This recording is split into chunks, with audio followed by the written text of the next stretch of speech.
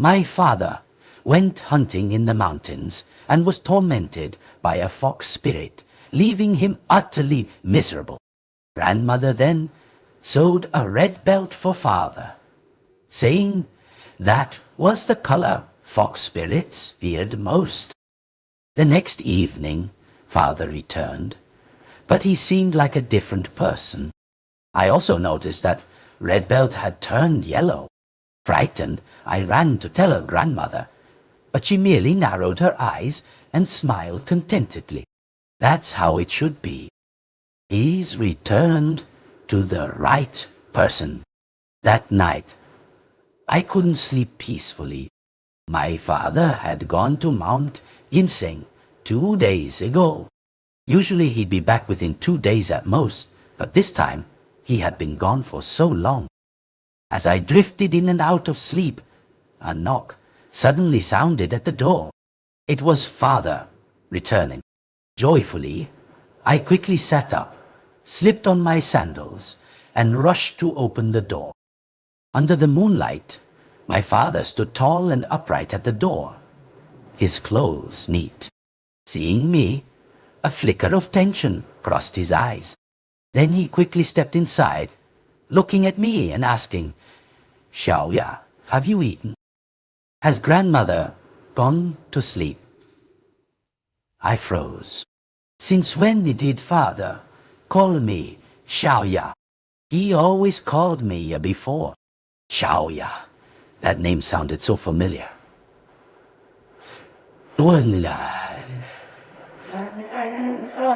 It felt like someone had called me that before. I closed the door and replied, "Yes, I've eaten. Grandmother has also gone to sleep." After following father inside, I noticed his hands were empty. He hadn't brought anything back.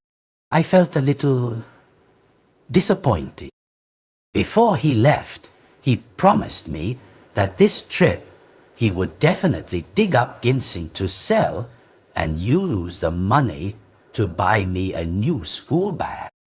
Our family was poor, and we also had to spend money on mother's medicine.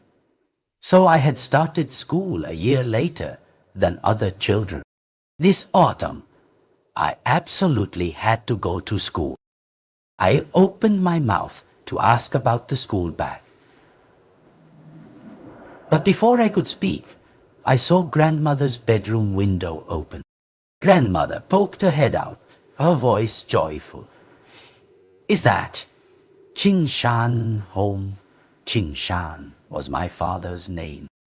But this was the first time I'd heard grandmother call father by that name. Before, she always called him my eldest son or the eldest of my boys. In my memory, grandmother had never spoken to father with such intimacy. While I was still surprised, my father smiled happily and said, "Yes, it's me, mother." Then he turned to me, "Xiaoya, go to sleep quickly. Father has something to discuss with grandmother." After saying that, he walked straight into grandmother's room. I grew even more puzzled. Since when had father and grandmother become so close? But my heart was still set on the new school bag, so I quickly ran after him, grabbing his sleeve and asking, "Father, you went to the mountains, but didn't you dig up anything?" My father frowned, gently shook my hand off, his voice flat. Digging for ginseng in the mountains isn't always successful. If not this time, then next time. Why are you so impatient? Is our family lacking food? I was stunned. My father had always been gentle, never speaking to me in such a tone. Lacking food? Lacking food. Father had promised to buy me a school bag. How could he have changed so much after just one trip to the mountains? Seeing me standing there dumbfounded, he looked even more annoyed. He urged me to go to bed quickly and not make him angry. His attitude frightened me. I dared not say another word, only quietly returned to my room. That night, I tossed and turned, unable to sleep. In the middle of the night, I secretly got up several times and saw the light in grandmother's room still on. Since father went in there, that lamp hadn't been off for a second. I didn't know what they were talking about, but even until dawn, around 5 a.m., the light was still flickering. I thought father and grandmother must be discussing something important that they didn't want me to know. Early the next morning, as I was washing clothes, I saw father packing his belongings. Surprised, I ran over and asked father, "You just came back yesterday. Why are you going to the mountains again today?" Father nodded, smiling gently as before. "Xiaoya, this time I will definitely dig up Jinsi. I'll buy you delicious things, okay?" I stopped myself, intending to say,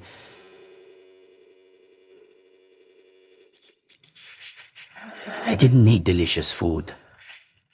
I just wanted school bag. Then grandmother came out, leaning on her cane. Grandmother looked at father, smiling knowingly as she instructed, "Be careful this time on the mountain. There are many dangerous things up there. Remember to protect yourself." My father nodded repeatedly, put his luggage on his back and said, "Don't worry, mother. I will definitely return safely." Grandmother's eyes were full of worry, but the corners of her lips still held a smile. Seeing father off to the door, I felt even stranger. Until now, grandmother had never been so close to my father. My grandfather passed away early, and grandmother raised her two sons alone. My father was the eldest, and his younger brother was Uncle Bai. Grandmother loved my uncle more, showing favoritism. When they divided the family assets, she only gave my father a few chipped bowls and cracked pots. The house I live in now was built by my father himself, by digging ginseng and earning money. My uncle was smart, passed the university entrance exam, but didn't study. Instead, he went into business and made a large sum of money. After returning to the village wealthy, he built grandmother a 2-story house and bought many strange things that the villagers had never seen. Grandmother became even prouder, showing off her talented youngest son wherever she went, and comparing my father to a useless fool. Every time I saw grandmother like that, I would get angry and run to tell father. But he would only smile gently. "Yeah, you shouldn't speak ill of your elders. Your uncle is smart. He earned money to take care of grandmother. That's a good thing." I was annoyed. But grandmother is often sick. Uncle never comes back. Father always takes care of her, and our family provides 3 meals a day. Why doesn't grandmother see father's efforts? Father just stroked my head, saying that being a filial child is what one should do, without expecting anything in return. I couldn't understand. Grandmother had never liked me either, simply because I was a girl. Towards my father, she had always been cold. If father hadn't always made me take food to her, I wouldn't have even bothered to pay attention to her. Later, my uncle got into trouble. His business failed, and he accumulated enormous debts. He disappeared, and only creditors came to the village demanding money. Seeing the 2-story house, they kicked grandmother out and confiscated the house to settle the debt. With nowhere to go, grandmother had to move into our house. Logically, by now, grandmother should have understood who her true support was. But no, she still constantly complained, saying, "My house is ugly, the food is bland, and blaming my father for being useless. Every time I heard that, I trembled with anger, while father only softly told me to be patient. In truth, I hated grandmother not just for those reasons. If it weren't for her, my mother wouldn't be in this state. When mother was pregnant with me, grandmother not only showed no concern, but also pressured mother to give birth to a son. She said if it was a girl, father should divorce her. My gentle mother was tormented throughout that time, becoming increasingly anxious and withdrawn. When I was born, seeing I was a girl, she immediately cursed right by the delivery bed, completely disregarding my weakened mother who had just given birth. Mother could only silently endure. In my first month, I fell ill. We sought treatment everywhere, but no one could save me. The doctor said we should prepare for the worst. My father didn't believe it and absolutely refused to give up. He carried me up the mountain to beg the immortals for help. It was said that his sincerity touched a great immortal who granted him a spiritual elixir. After drinking it, I truly recovered and became as healthy as other children. But my mother completely collapsed, haunted by fear and anxiety. Her mind gradually became disordered. From then on, mother never left the house, afraid of strangers, afraid of anyone coming near. My father had to keep mother in a small room in the house, visiting her every day to talk and tell her old stories. When father was away, I took his place by mother's side. Both my father and I hoped that one day mother would recover. Remembering this, I couldn't help but turn to look at grandmother. My father's figure had completely disappeared, but she still stood motionless at the gate, gazing after him. Her eyes filled with worry. That worry couldn't be faked. I felt extremely strange. Since when did she care so much about my father? Before, my father had gone to the mountains to dig for ginseng many times. Grandmother had never once inquired about him. No. Grandmother only worried about when her youngest son would return, constantly complaining that my father was useless, only knowing how to dig for ginseng, but earning no money. Yet now, she was instructing him so carefully, and even told me, "Go clean your father's room. So when he returns, he'll have a clean and comfortable place to stay." I silently nodded and went to the room. I opened the window for ventilation, then gathered the clothes he had changed out of last night to wash. As I was doing this, I suddenly realized something was wrong.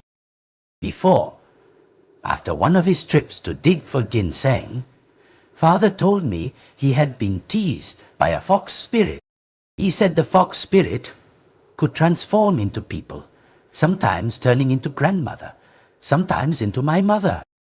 It had played tricks on him for half a day, making him unable to dig up anything, and even causing him to slip into a stream and almost drown.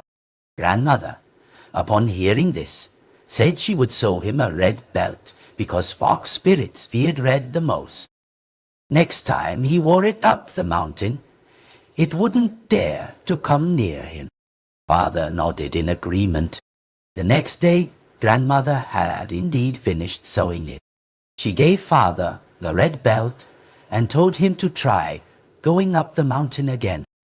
But why was the belt on my father's pants now yellow? I reached out and touched it. The more I looked, the more I felt something was amiss. When I went to the riverbank at the edge of the village to wash clothes, I met Kui, my best friend. Kui and I were the same age. Her family also favored boys over girls, but because she had brothers, She was treated even worse than I was. We often confided in each other, lamenting the sad things in our homes. Oi, en sim day, she too. Our shared predicament made us understand each other well. Seeing Kokyue, I was happy and wanted to tell her about the strange events of last night. But as I got closer, I saw her sitting huddled by the riverbank, her face buried in her hands, sobbing uncontrollably. I quickly ran over to ask, and then learned that her family's cow had gone missing last night. Her entire family blamed her and even beat her. I could only comfort her, not daring to mention my own story. Kui cried for a while, then wiped her tears and whispered, Yeah, actually the cow isn't just missing. It's been eaten. I stared blankly at Kuo. Kui continued. Last night, when we found the cow gone, my family split up to search for it. Afterwards, my brother said he saw the cow's bones on the mountain. The flesh had been gnawed clean. It looked terrifying. I was startled. Could it have been eaten by a wild beast? Kui shook her head. My brother said there was an iron trap nearby. If it were a wild beast, it wouldn't have been able to leisurely leave like that. What's more frightening is, she glanced around and leaned close to my ear and whispered, beside the cow bones, there were human footprints. I froze, a chill running down my spine. Human footprints. Could that cow have been eaten alive by a human? Eaten alive? Or, as I trembled, thinking of that, Kui continued, her voice shaking. My brother said it must have been an evil entity. Otherwise, how could it eat flesh so horribly? Moreover, if it were a wild animal, how could it drag the cow away like that? She looked up at me, lowering her voice. Yay! People say that on the mountain next to our village, evil spirits and monsters lurk year-round. Your father often goes to the mountains to dig for ginseng. You must remind him to be careful. Hearing that, my heart suddenly tightened. I suddenly remembered all the strange things that had happened since last night. Grandmother's unusual smile, father's unfamiliar voice, and the yellow belt. Is that person truly my father? And grandmother, she must know something too. Otherwise, why would her attitude change so quickly? I returned home in a muddled state, my mind filled with thoughts of last night. Suddenly, I vaguely remembered that father had been in grandmother's room until past 5 a.m. When father came out, I was afraid of being discovered that I wasn't asleep, so I quickly pulled up my blanket and pretended to be asleep. In my hazy state, I seemed to hear the main door open. My father had gone out. Could it be that the eaten cow was led up the mountain by father? Grandmother treated me very differently. There were no more scoldings, no more sarcastic remarks. I felt grandmother's change began the moment my father returned last night. What exactly went wrong here? In the afternoon, I cooked dinner, took grandmother's portion over first, then continued to bring food to mother.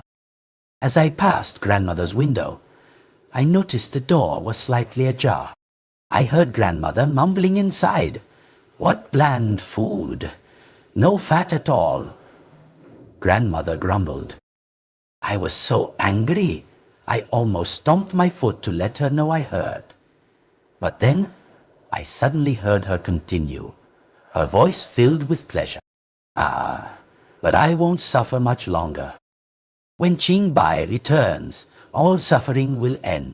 Then came the sound of smacking and chewing. I froze. Qingbai? Was she talking about my youngest uncle? But how would she know uncle was coming back? Grandmother never left the house. I brought food to mother. As soon as I entered, mother immediately got out of bed and grasped my hand tightly. Yeah, where is your father? Has he returned? I nodded. Father came back last night, but he left again this morning, saying he went to Mount Ginseng. Hearing that, my mother frowned. I felt mother was very worried, so I quickly asked, "Mother, what's wrong?"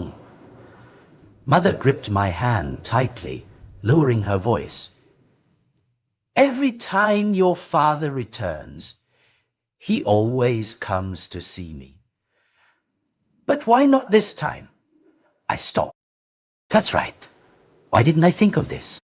Every time father came home, no matter how late, he would come to visit mother. Mother feared everyone else, only trusting me and father. That's why every day my father and I would spend some time with her. Ah! Mother looked at me and whispered, "The smell isn't right either."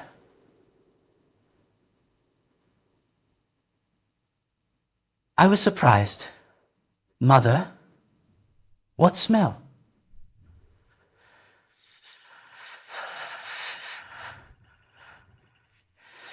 "It's your father's smell. It's your father's smell." I'm very familiar with it. I can tell just by his breath. If you say father returned last night and only left this morning, then why is there no scent of him in the house? My entire body immediately tensed. I quickly told mother about the belt changing color. Mother's face paled. She walked around the room, saying, Yeah, your father is in danger. I can't go out. You must quickly find the old sorceress. Tell her everything. She will surely help us." The sorceress mother spoke of was a famous old woman in the village, knowledgeable in feng shui and divination. Some people even drove from afar to ask her for readings. But she didn't read for everyone. She only read for those with whom she had a connection, and her fees were not cheap. Therefore, everyone respected her. She and my father were acquainted because father had saved her once.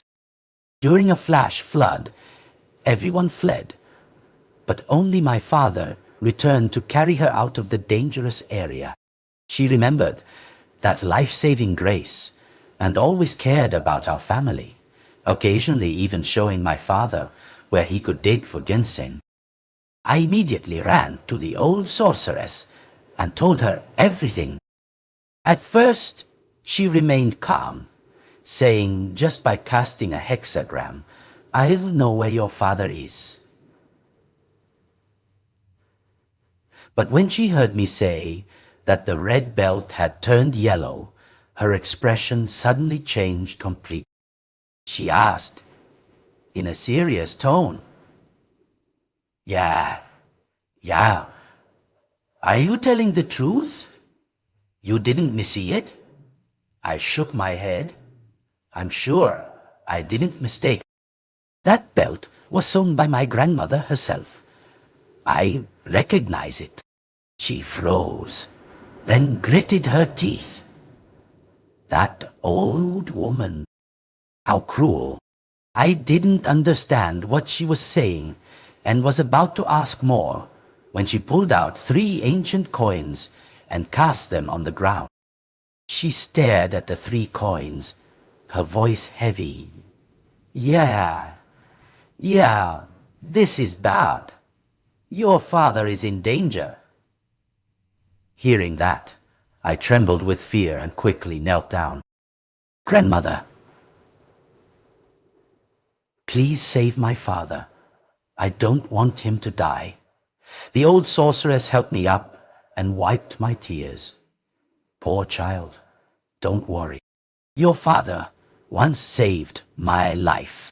Without him, I would have died long ago. I will definitely help you. She cast another hexagram and said, Your father is being held captive on the mountain.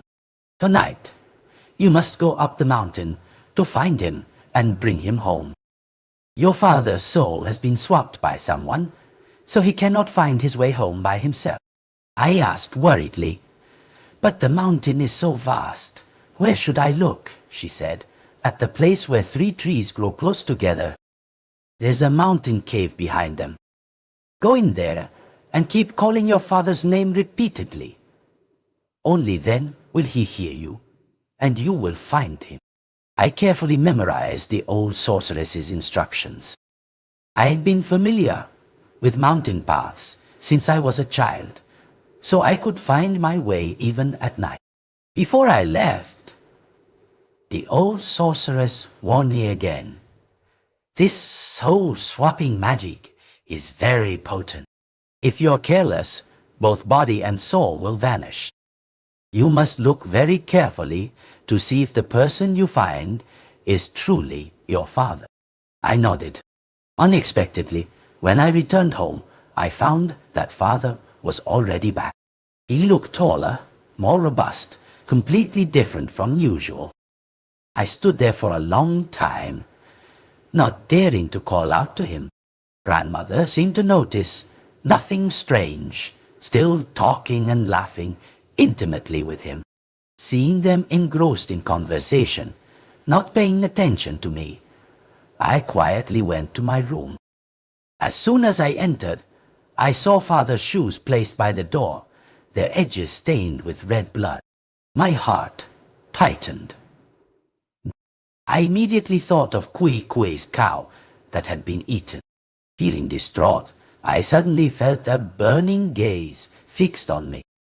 I turned my head to see father looking at me, his eyes ferocious and frightening.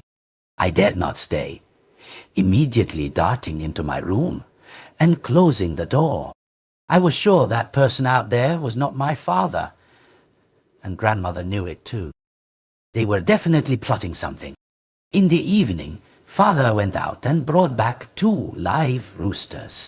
He was in the backyard for about half an hour, then knocked on the door and said, The chicken meat has been cleaned. Tell me to cook soup.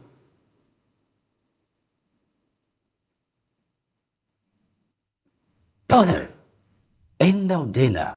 When I went to the backyard, I saw the chicken meat in the basin was cleanly processed, but there was no blood on the ground. I immediately remembered what the old sorceress had said. Those who use soul exchange magic need fresh blood to keep the body from decay. Then I understood. He brought the chickens to get their blood. Perhaps even Kui's cow, which was eaten alive, was his doing. For someone like that, my father must be in danger. The more I thought, the colder my heart grew with fear. At dinner, father said he would go back to the mountains tomorrow, telling me to stay home and take care of grandmother. I held my bowl and nodded, unable to swallow a single bite, just watching them drink the chicken soup. I had put something in the soup, enough to make them sleep until morning. Otherwise, I wouldn't be able to leave the house at night. Waiting until the medicine took effect, I changed my clothes and quietly ran up the mountain. Following the old sorceress's instructions, I quickly found a spot where 3 trees grew close together and a cave behind them. I bent down and crawled in. The cave was surprisingly deep and wide. I called out continuously, Song Ching Shan, Father, Song Ching Shan. The deeper I went, the wider the view became, but I still saw no one. Just as I was almost despairing, I heard a faint voice echo, Yeah.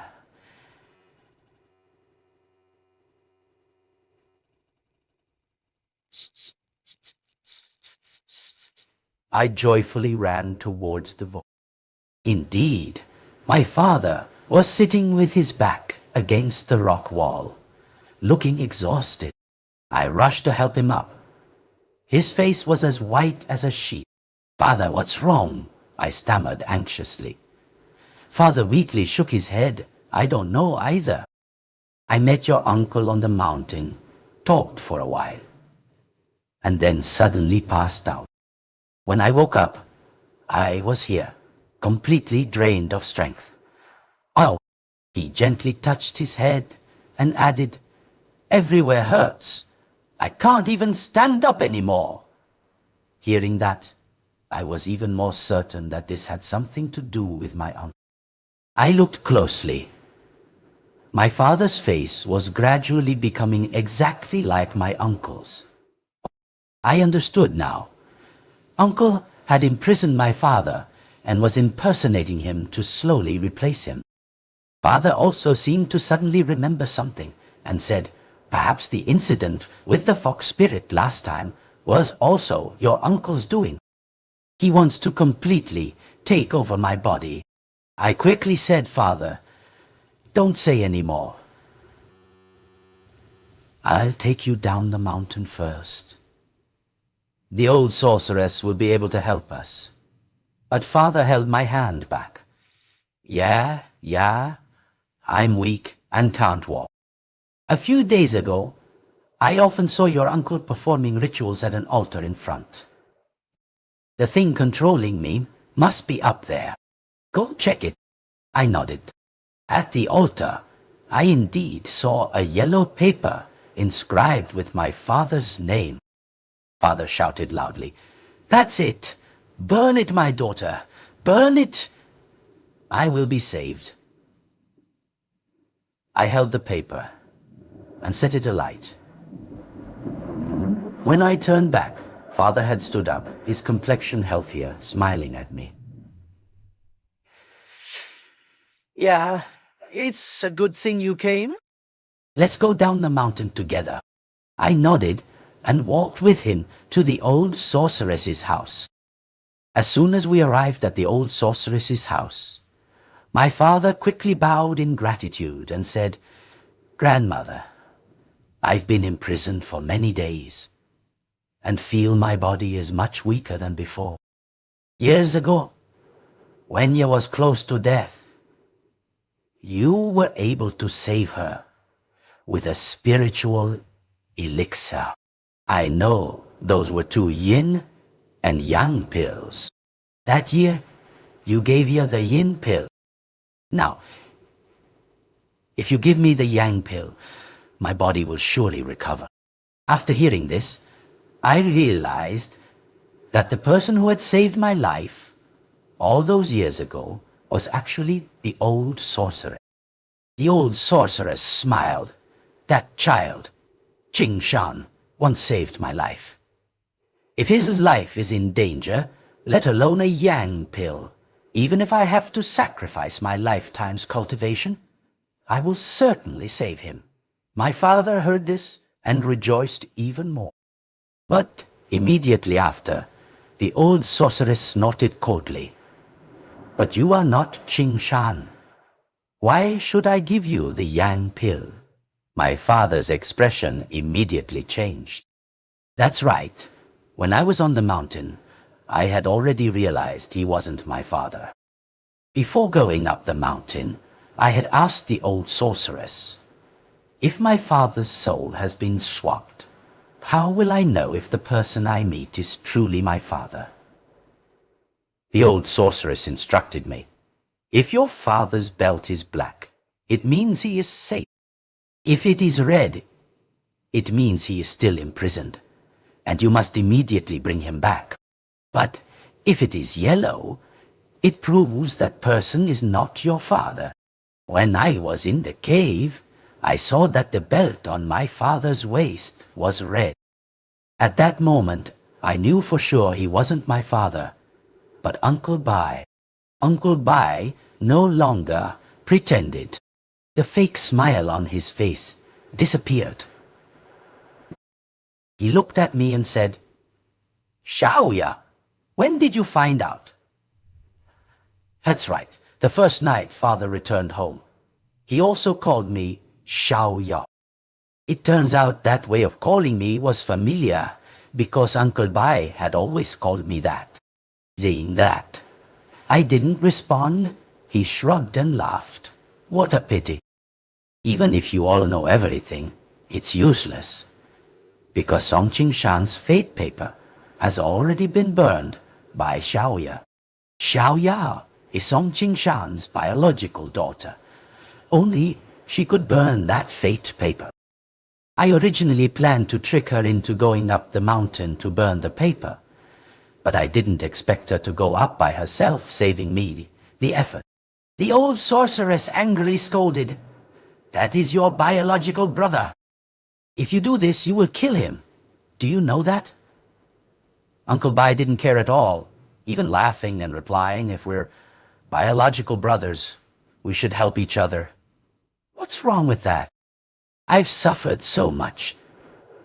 To make my family live better, I couldn't even go to university and had to struggle in society. What good has he ever done? Isn't this house all thanks to me carrying the burden? Now I have an incurable disease and can only live for another month at most. Debts are piling up outside. This is the only way I could think of." Hearing this, the old sorceress snorted coldly. "You can deceive others with those words, but not me.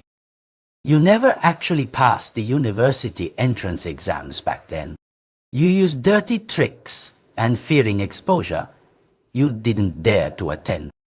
Later, you went down the mountain to do business, raising a lesser demon for wealth. But in the end, the demon turned against you, draining your life force, which is why your body is in this state now. Can you blame your own brother for those things?" Uncle Bai, hearing his secret exposed, was furious. Even if that's true, so what? Now that Song Qingshan's fate paper has been burned. Not even immortals can save him. I shook my head. I didn't burn it. From the very beginning, I knew you were fake, so how could I listen to you? With that, I took out the fate paper with father's name from my person. Uncle Bai furiously roared, "Well done, you damn brat, daring to trick me." As he spoke, he lunged to snatch the paper from my hand. The old sorceress swung the whisk in her hand, and Uncle Bai was immediately knocked to the ground, blood continuously gushing from his mouth, looking utterly terrified. The old sorceress asked, "Where have you hidden Xiaoya's father? Tell me, and I can spare you from death." Uncle Bai sneered, suddenly pulling out a peachwood sword from his chest and plunging it straight into his heart. "If I can't live, Song Qingshan shouldn't dream of living either." I was horrified, wanting to rush forward to stop him, but it was too late. I frantically looked at the old sorceress.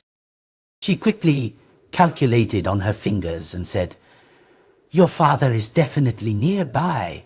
Go home and search very thoroughly." I nodded and ran home, but I turned everything upside down and still found nothing.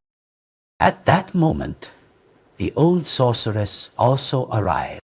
She said nothing, immediately pushed open the door to my grandmother's room, and said coldly, "Discord among children largely stems from the elder's lack of virtue. Your favoritism nurtured your youngest son's corruption and selfishness, leading to today's tragedy. Yet, you show no remorse, even helping him commit acts that harm your karmic merit. Now that your youngest son is dead, are you still not going to hand over your eldest?" My grandmother sprang up in horror. What happened to Jing Bai? What have you done to him?" I hadn't realized that grandmother herself had hidden my father. A surge of anger rose, and I couldn't help but shout.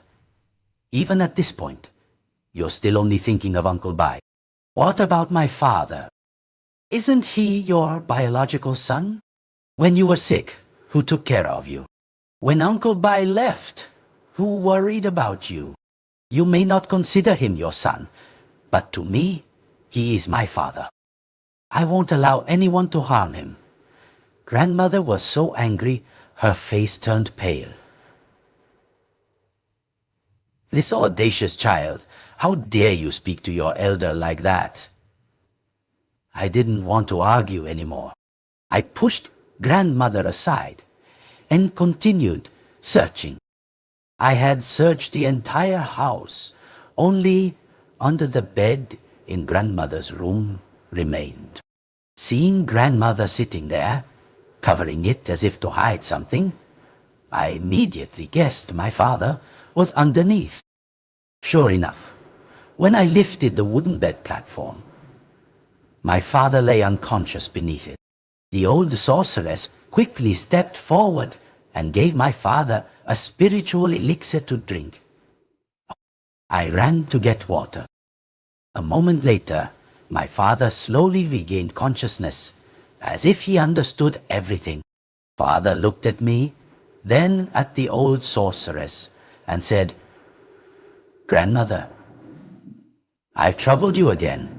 The old sorceress gently shook her head. We helped father sit up.